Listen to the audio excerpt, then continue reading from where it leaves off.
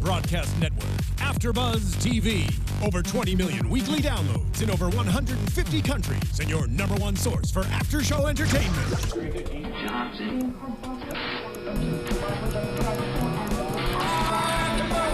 AFTERBUZZ TV, the destination for TV superfans. Producing after-shows for over 300 of your favorite TV shows.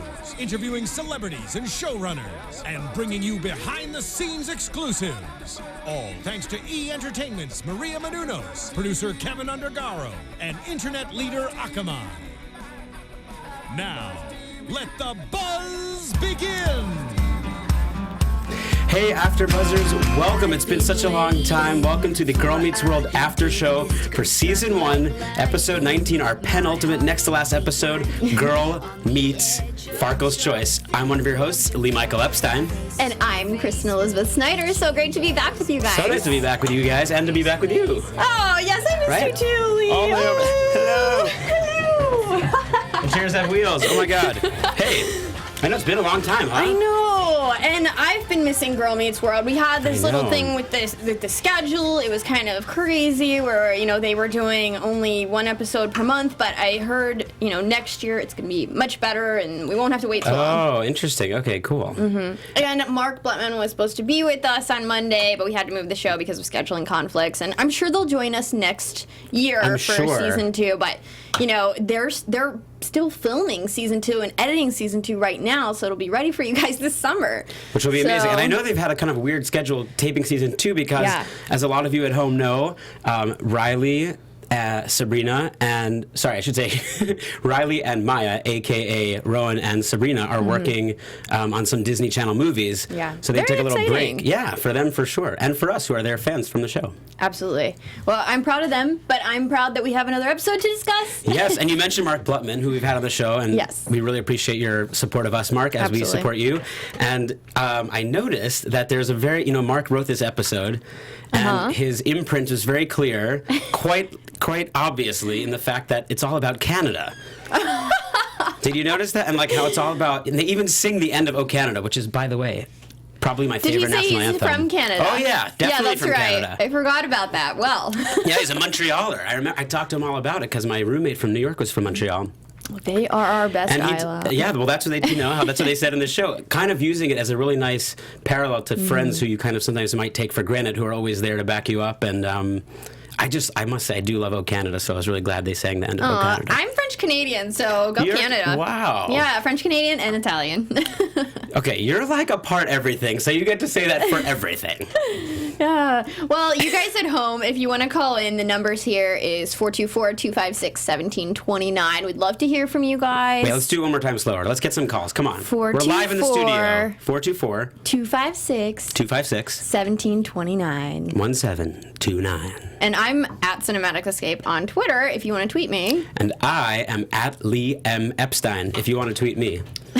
Or if you want to tweet Kristen, that's fine too. Just, like she said, it's at Cinematic Escape. I won't be offended. And I want to say, we should really say that you guys, even though we've been gone and haven't seen you in a while, you've been amazing tweeting us, and we really appreciate it. Especially, we do have one fan who tweets us a lot, and we really do appreciate it. It's very sweet. Brittany Lampka. We love you, Brittany. So thank you, Brittany. I'm sure she's watching. She's I'm great. Sure. Call in, Brittany. At least Brittany is watching. Hopefully other people too. Got one fan out there. No, it's okay. All right, so let's talk about the episode. Go ahead. Let's do it. So Riley and Maya were doing the morning announcements, which reminded me of Cory and Sean's radio show. Oh, of course. Like from the Boy closet? Meets World. No, is that, from the custodian closet, right? Right, and they kind of turned their radio show into a dating show, if you remember, in Boy Meets World. So I was really looking forward to that, but it didn't go that route. Instead, Riley was just really nervous, and she couldn't get any of the words right, and it actually was pretty funny. That was, for a second, I thought it was kind of like, you remember in Anchorman when he's just reading the teleprompter, but he's like not thinking, and he's just saying whatever it says, and he's saying like horrible things that they just, to prank him, they put in the teleprompter. At first I thought that was kind of that joke, and then I realized she just was, just couldn't get the words out right. I mean, it's nerve-wracking being on camera and talking live to a bunch of people. I'm schwitzing like crazy. Oh my God, Yiddish word, yay! Yay, you brought it back. Yeah. So, what else? So it's the Buggy Awards, and Farkle is getting ready for this big science competition, which he's in every year, but unfortunately, Smackle always beats him. So he gets to take a date. And so that's where Farkle's Choice comes from, is he's going to choose between Maya and Riley. Well, as you might predict, Kristen, it's one of my favorite episodes because it's written for Cory. It's written for Cory Fogelman. It's for Farkle. Definitely. And you know I love him. You know I love his acting. And I think that he got the episode he deserved here. You know, he is so great. And this was written for him, I felt like. And he just did a great job with it. And it's really funny. And it's really clever. And I would say the two main things I want to talk about here are his performance, amazing and great as always. And I loved that he had his own episode. And also, what a cameo guest star, Jane Lynch. That was unbelievable. Yeah, that was great. I was very surprised to see her, and also that she could sing, because I guess, she was in Glee, but I never watched Glee. Did she sing a lot in Glee? I also wasn't a big Glee person, but I think I knew she sang, but she's like legit good singer. Yeah. And she was in a big part of this show. I thought, she's going to come on, they're going to say Jane Lynch, and she'll come out for 2 seconds. She was awesome and just perfectly cast, and it was great. Great seeing her on there. I was very surprised to see her, but I want to talk about how basically Farkle's been dating these two girls this entire season. I mean, he's been going back and forth, always around, always coming up through the window. He's there for them, just like Canada, and so you think he's been kind of dating them all along? Yeah, he's also kind of like their best friend. It's kind of weird. Yeah. It is an interesting vibe because it's like they really are best friends, and guys and girls can be best friends. It's crazy, but it's happened. I have a best friend that's a boy. That's a guy? Yeah. Yeah, I mean... Shout out to Cory Trench. Oh my, so my cute. best friend. Why is everyone named Cory related to this show? But yeah, I mean, he has been that's what's interesting also, is he's been in their core friend group as well. Right. I also want to talk about that scene where he actually gets to stick up for the girls whenever they're sort of being hit on by those guys, because that's happened to every girl, and you sort of want your guy friend to come in and save you, and he does, but it's he's so small, you don't expect that he's going to scare off these guys. But then he's so smart, he has a tarantula, and then I loved also the follow-up with Maya also having a spider. Okay, yeah. First of all, spiders totally gross. I was too. Just even seeing it on Riley's head, I was like, oh my God, please tell me this is fake and a prop and this is gross. I'm getting itchy watching it. But I loved, all of the scene that you mentioned where he stands up for them in the subway. First of all, I don't want to ruin the magic, but I've never seen a cafe in a subway station. But maybe it's aspirational. Maybe one day there will be something like that, or maybe it's very cute. But I've never really seen it before. But I think it was really nice, actually, when he does stand up for them and he says, I'm a small guy, but, and he stands up for them, and it's really nice. And also, I think it's hilarious writing and shooting how when he's sitting in between them in the subway station, he's talking to Riley, over here, and then he goes over to Maya over here, and then he goes back to Riley, and she says, are you seeing someone? It's just a funny, it's a funny shtick. And he was really great to them. He had brought up things from their past that they didn't even know, which actually kind of made them fall for him. And by the end of the episode, they were fighting over who was actually going to be his date to the Buggy Awards, which I thought was great. It was very sweet. And then they all came together at the end. It was a really nice. It was not it was not one of the heaviest episodes. I feel like there have been some heavier topics. It wasn't like that. It was really fun. Jane Lynch was, I don't know, I could talk about how good Jane Lynch was. I just thought it was so funny. I want to ask you, does Smackle really actually like Farkle? It's so confusing to me. Yes. Okay, so she does, but she traps him, and because they've got this competitive thing, but I think it's a classic thing of, see, we've got a couple kinds of relationships, right? We've got the best friends were and they're adolescents, and they're all trying to figure out the whole dating thing where they're all friends, and Lucas and Farkle and Riley and Maya, who's gonna date whom, because they're all kind of in this friend group, but they're in that experimental dating phase of high school years. And then you've got that other thing with Farkle and Smackle, which is that kind of thing where, and I don't think it's just guys and girls, it could be anyone, but where you have two people who they are very competitive because they're similar and they're kind of in the same world trying to beat each other, but they also have a crush on each other. I say no question. You think he also likes her? Yeah. It's a shtick. It's a show. I don't like you. You're I think. But I don't ship them. I don't want them together. Farkle and Smack? No, they'll be annoying. I mean, it would be who's Farkle's dad? Minkus, right? So it's Minkus and then Farkle. It's just going to get exponentially too much if Farkle has kids with Smackle. I think in Girl Meets World, in the next incarnation, Dog Meets World or whatever. Yeah, so as we get... Oh, we didn't talk about Augie and Ava in the book club. Yeah, oh man. Your favorite character. I mean, so, yeah. It was nice to see, like, honestly, I still love, people make fun of me, I love my mom reading to me. Like, like, when I'm around my mom, I'm like, Mom, can you just read me anything? Like, she'll read me articles or whatever when we're around each other. Because, so like, sweet. she's so fun. She's a character, just like Topanga and Cory were in this episode. And Ava's mom was, like, pretending to be British. Like, she's not, but she's doing the whole accent thing. Yeah, because she's pretentious. Well, she actually literally says, you know, like, I'm just better than everyone. But it really reminded me of, I just heard a thing on a TED Talk on NPR this week. I love TED Talk. Yeah, right? You know, mix it up with my Disney Channel viewing. I think what it reminded me of was, it was a whole show about the importance of play and how there have been all these studies that, like, even for adults, play and playing and having fun is really important for your psychological health. Absolutely. For your all-around health. And they've done all these studies, and it's really amazing. And I was kind of thinking about how this episode reminded me of that, like how Cory and Topanga are like the parents who are playing with their kids and they're getting into it, they're doing voices, and that there's and I think that writers of this show who are grown men and women who are writing shows that are also for kids, like, understand the importance of imagination and play. And it's, again, it wasn't really spelled out as like the lesson of the show, but it's in there, and it's saying, you know, look at this, how there's value in reading with your kids no matter the age and having fun, and you know, you can educate your kids while having fun and not taking yourself too seriously. Yeah, there's a study that was done, and they tested... Is it us quoting... Is this a science show or this is a science show? Study after the more study you know. Okay. You can check us on Google after. We just might be making this up. These are all facts. Yeah. We've got nothing but truth here at AfterBuzz. No, there was a study done. It's really quick. At the age of 4, all these kids were tested, and their creativity levels were so high. And then they were tested, the same kids, again at age 7, and they had shrunk, like, ridiculously low, their creativity. And what they the scientists decided that was because the parents, between that age, between 4 and 7, that's when they often tell their kids, you know, you're being childish, like, that's not realistic. Like, they sort of crush those creative dreams of the kids. So it's really interesting. Don't do that.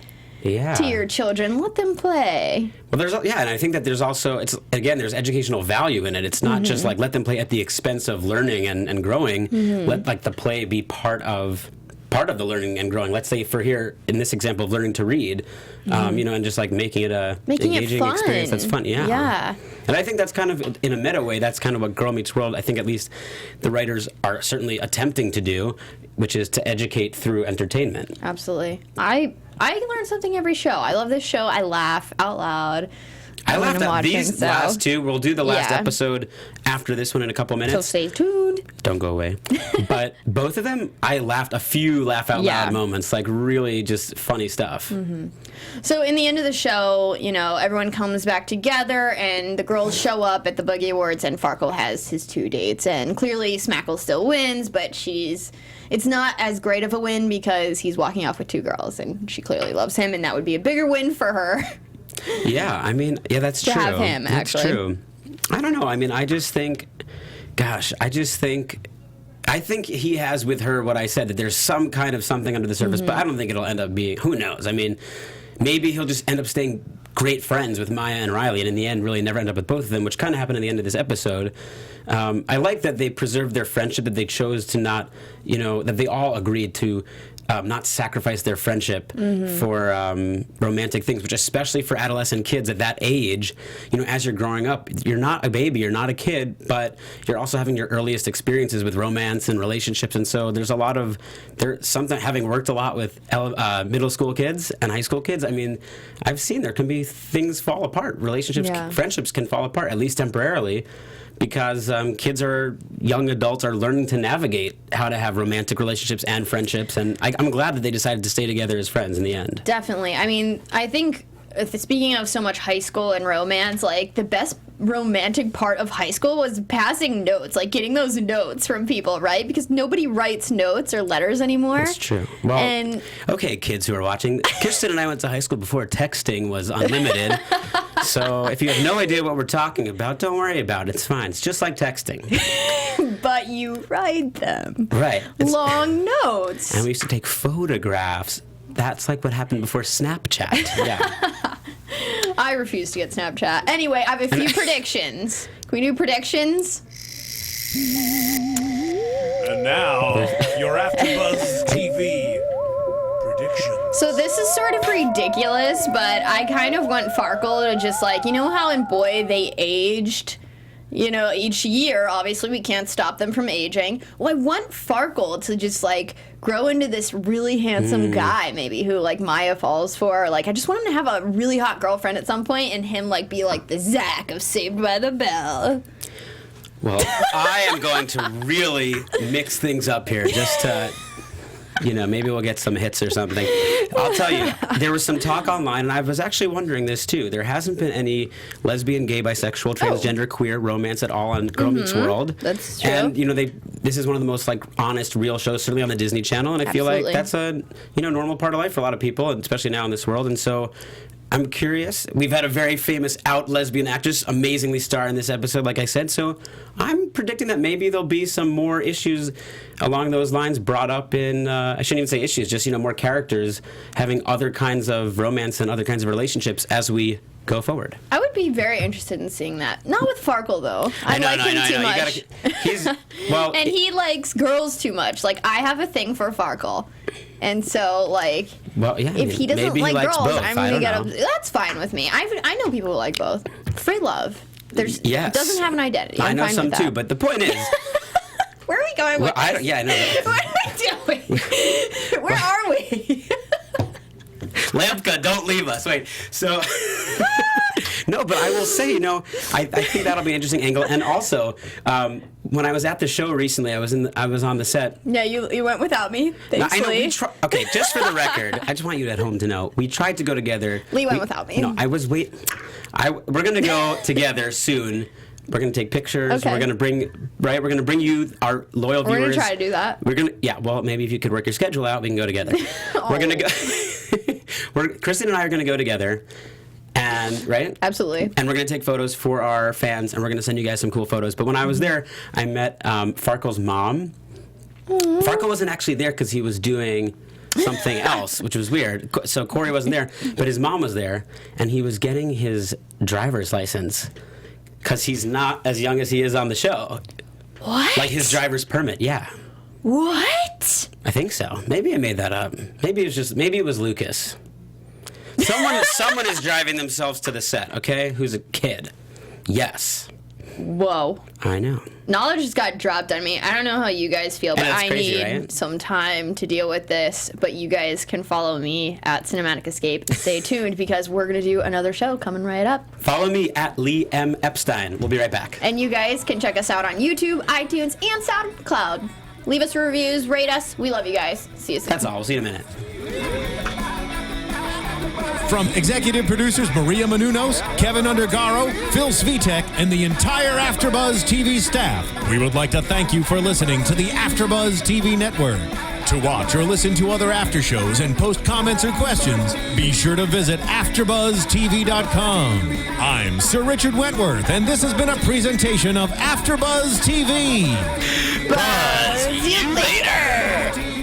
The views expressed herein are those of the hosts only and do not necessarily reflect the views of AfterBuzz TV or its owners or principals.